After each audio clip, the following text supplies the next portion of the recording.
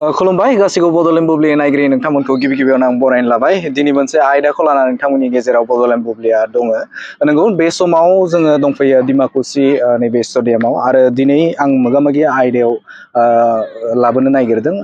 BTR ओनसोलाव गोबां जायगाफोरावनो गुबुन गुबुन जे गेलेनाय बे गेलेनायखौ नुनो मोनगासिनो दङ आरो बेनिनो नैबे उदालगुरि थामहिनबा बिटिआर हालामाव आइएसपिएल जानो थांगासिनो आरो बेखौ लानानै दिनै नोंथांमोननि गेजेराव जों सावरायगोन आरो दिनैनि बे मोगामोगि आयदायाव दङ बिटिआरनि मावफुं सोद्रोमा मानगोनां दावबायसा बर'। गिबि गिबियाव नोंथांखौ बड'लेण्ड बुब्लि बरायबाय। जों नुनो मोनदों बेवहाय आरो गाबोननिफ्राय जिहेतु आइएसपिएल जागोन, दा माबायदि प्रिपारेसनाव जागासिनो? गिबियावनो आङो जोंनि बिटिआरबासि गासैनिसिमबो लोखि फुजानि गोजोन हामलायनायखौ जासिहरग्रोदों। नंगौ, जोंनि बिटिआर हालामनि थाखाय जोबोद गोजोनथाव बाथ्रा। जोंनि बिटिआर सरकारा गिबि खेबनि थाखाय सा सानजा भारताव थानाय गासै मोन10 सेक्सिडुल काउन्सिलखौ लानानै मोनसे जोलुर बादायलायनाय खुंनो नागिरदों, जायखौ जोङो आइएसपिएल सिजन 1 एबा इन्टार सेक्सिडुल प्रिमियार लिग 2022 सिजन 1 बिमुं होनानै जोङो बे गेमखौ खालामनो नागिरदों आरो बियो गाबोन जोंनि उदालगुरि जिल्लानि सिङाव थानाय डिमाकुसिनि मिनि स्टेडियामाव जागायनानै क'क्राझारनि साय जि फिल्ड दङ बाहाय जोबथा गेलेनाया 23 अक्ट'बर खालि जागोन आरो जोङो जोंनि बिटिआरबासि गासैबो जाहाथे बे खेलाखौ नायनानै गोजोननाय लानो हायो, बिनि थाखाय जोङो मोनब्रै जिल्लायावबो बे बादायलायनायनि फोथारखौ जों लानाय जादों। बाक्सायाव मसलपुर, चिराङाव बिजनि आरो क'क्राझार। दा बिदिहाय जोङो लानाय जादों आरो बे जोलुर बादायलायनायनि थाखाय बा जि फोथार नांगौ, बे फोथारा मोनब्रैबो जिल्लायाव अलमस्ट कमप्लिटेड। जोंनि नैबे मिनि स्टेडियाम डिमाकुसि बेवहायबो बे जोबथा महर होगासिनो दङ जोंनि खामानि मावगिरिफ्रा दायो अलमस्ट कमप्लिट आरो बियो गाबोन थिग बेलासिनि 2 रिंगानिफ्राय जागायगोन। जोङो गुबै गेलेनाय बेखेवनायखौ जोङो प्राय 5:30 रिंगायाव जोङो जागायजेनगोन। दा बेहाय बेसेबांसो काउन्सिला बेवहाय बाहागो लागोन? जोङो सा सानजा भारताव थानाय गासै मोन10 काउन्सिलखौ जोङो हांख्रायनाय जादों बिटिसिखौ लाफानानै। दायो 8था बिटिसिखौ लाफाना 8था टिमा गेलेगोना फाइनाल जाबाय, नाथाय खासि आरो जयन्तिया बे मोननै काउन्सिला फैनो हायाखिसै बिसेस असुबिदानि थाखाय। दा गासै मोन 8 काउन्सिलनि हानजाया बेयाव बाहागो लागोन। दा बेहाय जोङो जिखिनि नोंथांमोना जिखिनि इनिसियेटिभ लादों दा नैबे आइएसपिएलआ थारैनो बियो बिटिआर हालामनो थाखाय जोबोदनो मोनसे बाख्नायथाव मोनसे मेसेजखौ जों बुंनो हागोन आरो बेहाय जिखिनि हाबाफारि बायदियै जिखिनि नोंथांमोना बे इनिसियेटिभखौ लादों, बेहाय सोर सोर बेवहाय बाहागो लागोन? थामहिनबा नैबे गुबुन गुबुन जायगानिफ्राय बेवहाय गेलेगिरिफोरजों लोगोसे गेदेमा सुबुंफोर बाहागो लागोन नामा? जों बयबो मिथिगौ सा सानजा भारताव गासै मोन10 काउन्सिल दङ, 6 सिडिउल। जोंनि आसामाव डिमा हासाव, कार्बि आरो बेनिफ्राय बड'लेण्ड टेरिटरियेल आरो बेनिफ्राय मिज'रामाव 3, लाइ, मारा आरो चाकमा। बेनिफ्राय मेघालयआव 3, खासि, जयन्तिया आरो गार'। आरो ओमफ्राय त्रिपुरायाव मोनसे, Tripura tribal area autonomous district council. दा बे मोन10आ जोंनि सा सानजा भारतनि 6 सिडिउल काउन्सिल। बेवहाय जोङो गाबोननि हाबाफारियाव जोङो मार्चिं दङ, माने फोथारखौ जोङो राउन्ड गिदिंगोन, जेरै अलिम्पिक एबा नेसनेल गेमफोराव खालामो, जोंबो बेखौ गाबोन नैबेहाय खालामगोन। आरो बेयाव बेखेवजेननाय हाबाफारियाव माने गासैबो काउन्सिलनि सिबा फैयाबाबो डिपुटि सिफफोरा फैगोन। इतिमध्य डिमासा एबा डिमा हासाव, कार्बि, त्रिपुरा, लाइ, मारा बिथांमोननि सिफ एबा इएमफ्रा अलरेडि गुवाहाटियाव सफैनानै दङ।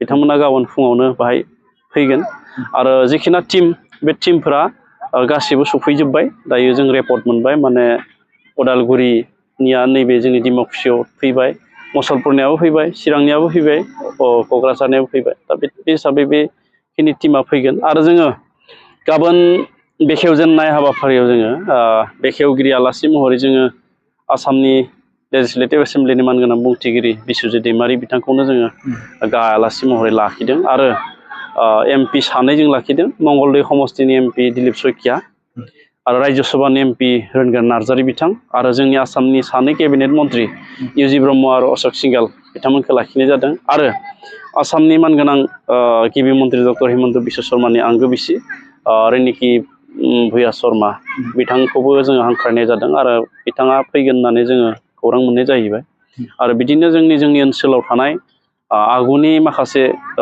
गेलेगिरिफोर दङ बिथांमोनखौ जोङो हांख्रायदों आरो गोबां दोलो संगठन दैदेनगिरि बिथांमोनखौबो जोङो लिंनाय जादों आरो गोबां हारि हारिसानि हारिमु दिन्थिफुंनाय मोसानाय मेथाइ खननाय बे हाबाफारिखौबो जों बेवहाय लाफानाय जादों। दा बेहाय बिटिआरआव जिहेतु गेलेनायखौ नैबे जोलुर गेलेनायखौ जोङो गुबुन गुबुन जायगाफोराव खालामनायखौ नुनो मोनदों। दा जोलुरनि अनगायैबो जिहेतु गोबां गेलेमु बा गेलेनायनि आयदा दङ दा बेनि बिथिङाव सोरखारनिफ्राय माबायदि इनिसियेटिभ लादों? जोङो जेसेबांखिनि हायो नाजानाय जादों। जोंहा बिटिआरनि स्पर्ट्स एन्ड इउथ वेलफेयार डिपार्टमेन्टनिफ्राय जोङो मोनजि मेजर ट्रफि हिसाबै जोङो गेम सालायनो थाखाय जोङो कमिटिनो जायफोरा आरसि कमिटि दायो बिथांमोननो जोङो 5 लाख होयो बोसोराव आरो बेनिफ्राय जोंहा सुबुं खेला गेलेनाय जायखौ जोङो इन्डिजिनियास होनना बुंदों बे इन्डिजिनियास गेमखौ हमथानाय आरो बेखौ फेहेरनो थाखाय जोंहा इन्डिजिनियास स्पर्ट्स कमिटि मोनसे दङ जोंनि बिटिआरआव बिथांमोननो जों बोसोरै 10 लाख होयो आरो बे 10 लाखजों बिथांमोना जथेस्थ'खिनि नङाब्लाबो 10 लाखा थेवब्लाबो बिथांमोना जोंनि बर'नि दोरोङारियानो होन सुबुं खेलायानो होन एबा ट्रेडिसनेल बा इन्डिजिनियास बे गेमखौ बिथांमोना फेहेरनो आरो फोसावनो आरो फोथांनानै लाखिनो नाजाबोगासिनो दङ आरो बिटिआर सुक्तिनि गेजेरजों जोङो मोनसे डिपार्टमेन्ट मोनबावदों प्रम'सन अफ इन्डिजिनियास गेम बे डिपार्टमेन्टआ बाजेट जायोब्ला बेनि गेजेरजोंबो जों माखासे जोंनि आगुनि गेलेनायखौ जों हमथानो हागोन आरो जोंनि स्पर्ट्स डिपार्टमेन्टनिफ्राय बोसोरफ्रोमबो जोङो फिजिकेल इडुकेसन एबा NIS कच बा बायदिसिना इभेन्टआव कच फरायनो थांग्रा जायफोर स्टुडेन्टफोर दङ फरायसाफोर दङ बिथांमोनखौ जोङो रांखान्थि अनसुंथाइ होनानै दैथायहरनाय जायो आरो बेनिफ्राय जायफोर आगुनि गेलेगिरि माखासे नेसनेल इन्टारनेसनेल लेभेलाव बान्था मोननाय बिथांमोननो जोङो वान टाइम ग्रान्ट होनाय जायो दा बेखौ बोसोरफ्रोमबो जोङो होयो। आं नोंथांनिफ्राय मोनथिनो लुबैगोन जे बिटिआर हालामाव नांगौ बायदि स्टेडियामफोर गैया आरो बेनि अनगायैबो जाय बिथांमोना खेला गेलेयो बा गेम गेलेयो दा बिथांमोननि जाय गेलेगिरि बिथांमोनावबो नांगौ बायदि फोरोंथाइ मावबादा बिदि गैया दा बे बिथिङाव बिटिआरनिफ्राय नैबे जाखिनि स्टेडियामफोर नांगौ बेनि सायाव माबाफोर इनिसियेटिभ लादों नामा?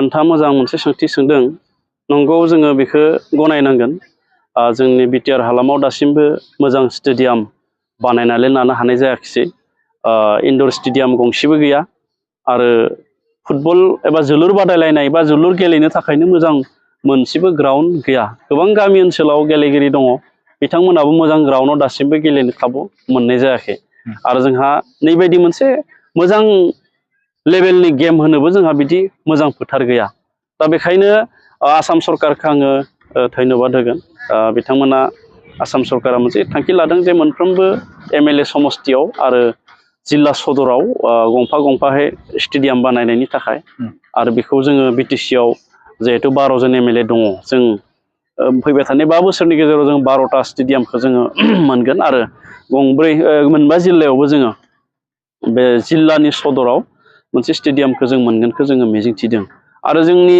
बिटिआर सरकारनिफ्रायबो चिफ सारा अलरेडि फोसावखाबाय जे दानि 40टा समस्ति थानाय जिखिनि समस्तिफोर दङ 40टा बेहाय 40टायाव गंफा रुरेल स्टेडियाम खोब फैसानि नङा माने 5,40,00,000,000 स्टेडियाम गंफा बानायनो थाखाय अलरेडि प्रप'जल आरो DPR-खौ बानायनाय जाबाय आरो बेयो जायोब्ला एसेब्लाबो जोङो बुंनो हागोन जोंनियावबो स्पर्ट्सनि खेथ्रआव इनफ्रास्ट्राक्चारा डेभेलपमेन्ट जाबाय होननानै दा बेखिनिखौ जों एसे सम नेनांसिगोन जोंनि गेलेगिरि रायजो राजा बिथांमोना जे दिनैनि थारिखआव गेलेनाया रंजा बाजाल' नङा बा देहानि राफोद खालामनायनिल' नङा बियो मोनसे गावनि जिउ दानायनि राहा हिसाबैबो दिनै गेलेनाय बिफाना खोब गोनांथार मोनसे आयदा महरै जाफैदों बेखायनो जोङो गोबां हाइ स्कुलाव गोबां कलेजाव बा गोबां गामियाव जोङो जाहाथे फोथार बानायनो हायो बिनि थाखाय जोङो नोजोर होगासिनो दं।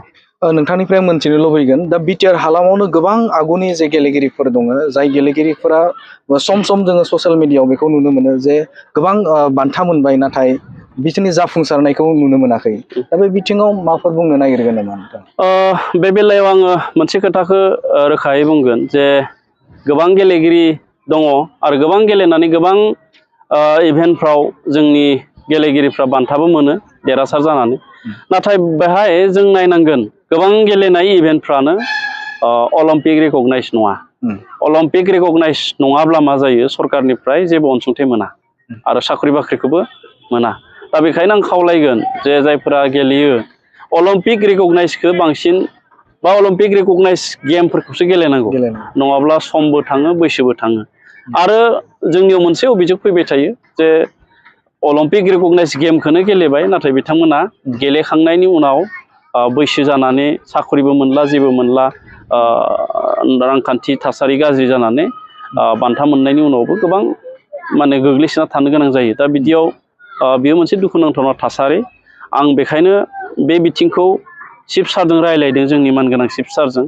आरो बेखौ नेक्स्ट इस्युआव आङो प्लेस खालामनो नागिरदों जाहाथे स्पर्ट्स पार्सनफोरनि थाखाय जायफ्रा नेसनेल इन्टारनेसनेल लेभेलाव माने उइनार जानानै बान्था मोननानै देरहासार जानो हादों बिथांमोननि थाखाय बिटिआरआव ओंखारनो गोनां मोनफ्रोमबो डिपार्टमेन्टनि जिफोर पस्टफोर दङ 3rd ग्रेड 4th ग्रेडनि बेयाव 3% जाहाथे रिजार्भेसन कोटा लाखिनो हायो बिनि थाखाय बेखौ जोङो दिनै आङो चिफ सारजों सावरायनानै बेखौ जोङो इसि पास खालामोबा निस्सय जोंनि बिटिआर हालामाव जिफोर गेलेनानै देरहासार जानो हाबाय बिथांमोना साख्रि मोननायाव एसे इजि जागोन होननानै आं सानो गामि ओनसोलाव गोबां बिदिनो गेलेमु बा गेलेग्रा उन्दै उन्दै जोंनि लाइमोनफोर दङ दा बिथांमोननि थाखाय बा बैथांमोननि जिखिनि रोंगौथि बै रोंगौथिखौ नैबे लेभेलसिम लाबोनो थाखाय माबाफोर राहा लादों नामा?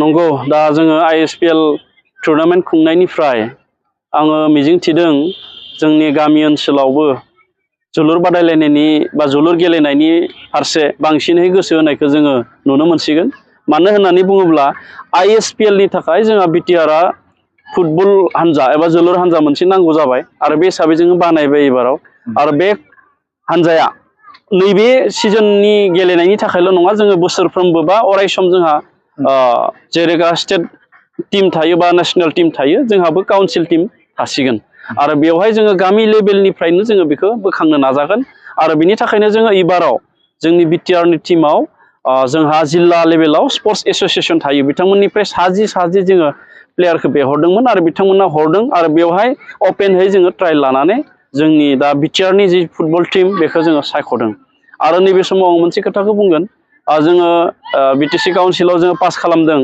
जे मोनफ्रोमबो साब डिभिजनाव जोंहा SDSO एबा साब डिभिजनेल स्पर्ट्स अफिसार बेनि मावखुलिखौ जोङो मोनफ्रोमबो साब डिभिजनाव बानायनो थाखाय जोङो थांखि लाबाय आरो बियो जायोब्ला सरकारनि डिपार्टमेन्टजों आरो गामिनि क्लाब एबा गामिनि गेलेगिरि बा जोंनि रायजो राजाजों एसे सोमोन्दोआ खाथि जागोन आरो बे हिसाबै जोङो गामिनि क्लाबफोरखौ बा गुबुन स्कुल कलेजफोरनो नांगौ बायदि कच नांगौ बायदि फिजिकेल इडुकेसन बेखौ होनायाव जोंहा इजि जागोन दा बेखौ जोङो नैबे बोसोरावनो SDSOखौ जोङो जिहेथु जोंहा इसिआवबो पास जाखाबाय बेखौ नैबे बोसोरावनो जोङो दाफुंथारनो थाखाय जोङो थांखि लानाय जादों जोलुरनि अनगायै गुबुन जिहेथु गेलेनाय दङ दा बेनि बिथिङाव माबाफोर गुबुन लाबावगोन नामा बेनि अनगायै?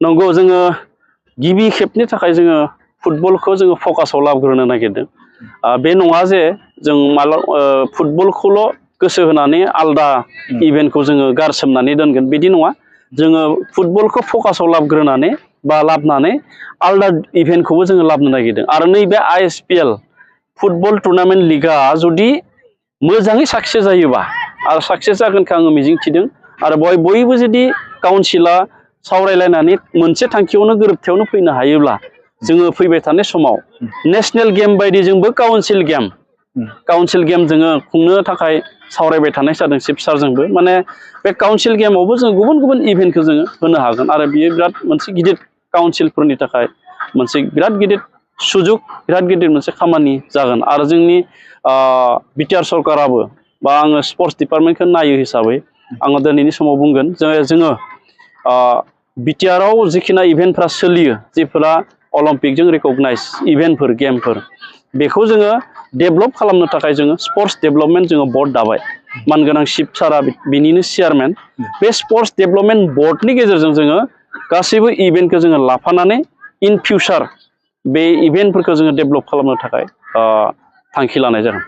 सोलोंथाइ बिथिङाव जिहेथु मोनसे गेम गेलेनो थाखाय सासे जे गेलेगिरिया राफोद गेलेगिरि जानो थाखाय बेनि थाखाय थोजासे सोलोंथाइ नांगौ। दा सोलोंथाइ होनो थाखाय बिटिआर सरकारनिफ्राय माबाफोर बिदि राहाफोर लादोंमोन नामा? जोंहा आं दहाय बुंदों जोंहा फिजिकेल इडुकेसन सोलोंनो थाखाय बा फरायनो थाखाय आरो एनआइएस कर्स सालायनो थाखाय बा सोलोंनो थाखाय बा फरायनो थाखाय जोङो रांखान्थि अनसुंथाइ होनाय जायो।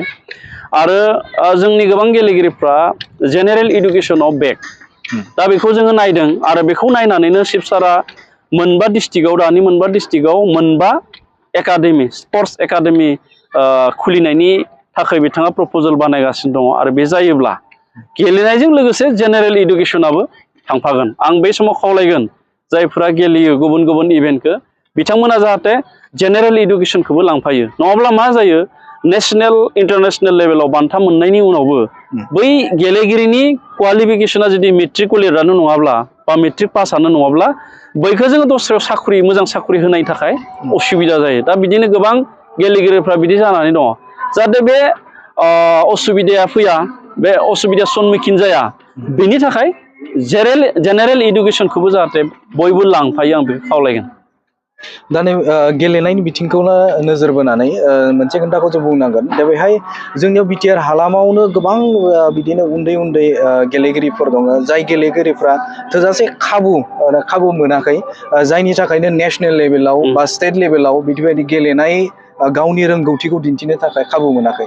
दा नेसनेल लेभेल आरो नैबे स्टेट लेभेलनिफ्राय नेसनेल लेभेल गेलेनो थाखाय दा बिटिआर हालामनिफ्राय बिदि बायदि माबाफोर राहाफोर लागोन नामा? नैबे आइएसपिएलआबो बिनिनो मोनसे राहा नोंथां बुंनाय बायदिनो आगानसे जों आवगायबाय।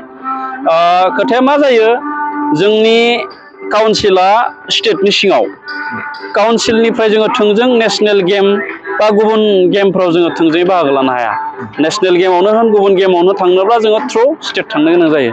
दा बेखायनो जोङो गोबां टाफ जायो काउन्सिलनिफ्राय नेसनेल गेमसिम सहैनाय प्लेयारफ्रा खोब जायफ्रा 100% पारफेक्ट माने एकदम पारफेक्ट जायफ्रा फिटेस्ट बिसोरसो माने स्कप मोनो। स्टेटफ्रा माने गावबा गाव नायग्रोनानै बिनि उनावसो जोंखौ नायो।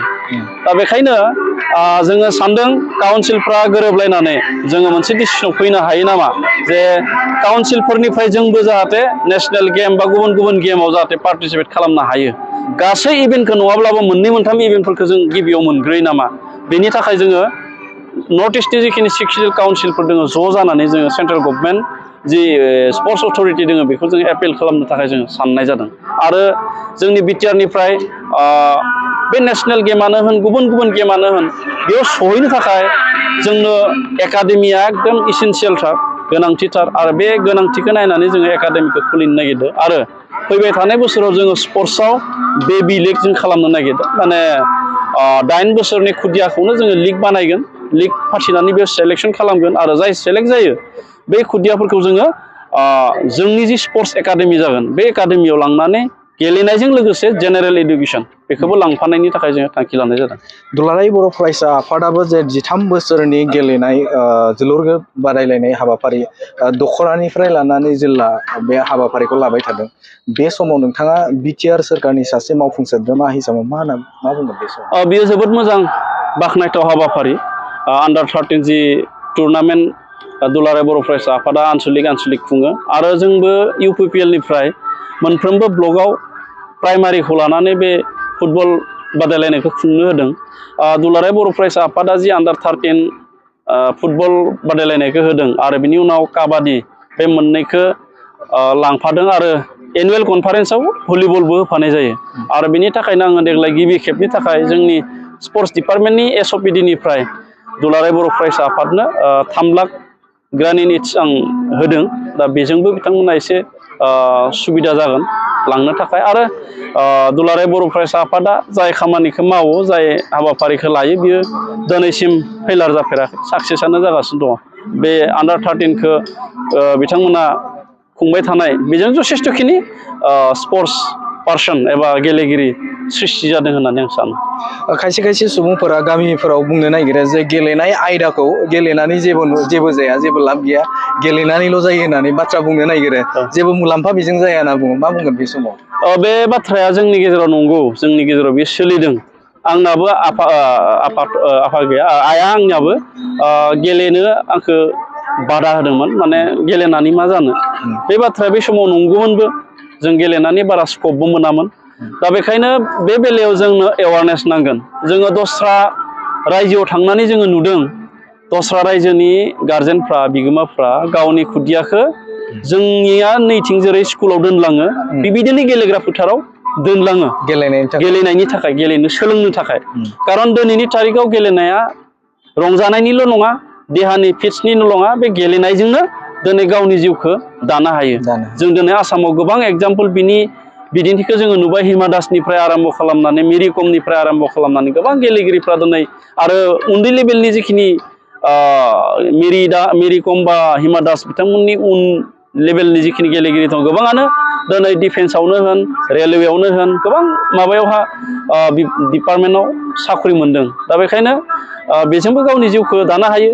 दिनै गोबां गेलेगिरिफ्रा माखासेया साख्रि मोनाखैबाबो दिनै मोजां मोजां गला होदों, स्पर्ट्सनि मोजां मोजां गला होनानै, बा सोरबा सोरबि माने स्पर्ट्स एकाडेमिबो दिनै गेलेगिरिफ्रा खुलिनो थाखाय आखायाव लादों। बेजोंबो माने गावनि जिउखौ दानो हायो। दा बेखायनो आं गारजेन, बिगोमा, जोंनि समाजनि गोरों गोरा बिथांमोनखौ एवारनेस खालामनो थाखाय, स्पर्ट्सनि इम्परटेन्स आरो बेजों गावनि केरियारखौ दानो हायो, बेनि इम्परटेन्स, बेखौ एवारनेस खालामनो थाखाय एबाराव जोङो थांखि लानाय जादों।